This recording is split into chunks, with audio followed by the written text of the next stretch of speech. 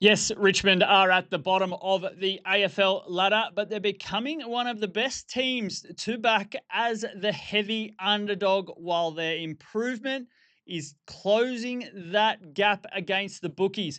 Now, subscribe to the channel, hang with us for every game of the AFL season, getting tips, predictions, previews, also over at bets.com.au.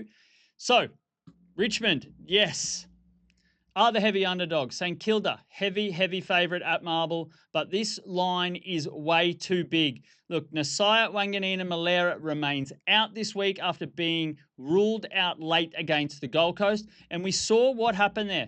St Kilda struggled badly once the pressure lifted from the Gold Coast. They were forced into mistakes, and they had no clear and clean ball movement from their half-back line without Nas there. Now, Richmond improved. They with the Adelaide Crows for a half, even leading at the break against the Crows last week. They got their first victory against West Coast the week prior to that. So they're starting to find their form. They're lifting, and these big underdog lines that you are getting are now playing into the hands of the Tigers if you jump on them as the underdog.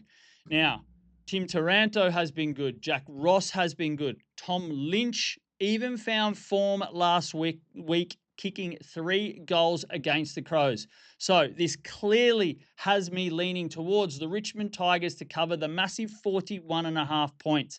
Now, I also like the underplay here. We don't expect, obviously, Richmond to be kicking a stack amount of points. And also with St Kilda missing some key players, their scoring is also going to slow down significantly. So take the underplay. And then when we're looking at player props, look, I found the best value here in Jack Ross. He's had 25 plus disposals in his last 4 games, and you're still getting that mid-range odds for him in that market. So take the Tigers as the dog, take the under, and take Jack Ross for 25 plus disposals. Just remember, though, gamble responsibly and happy punting.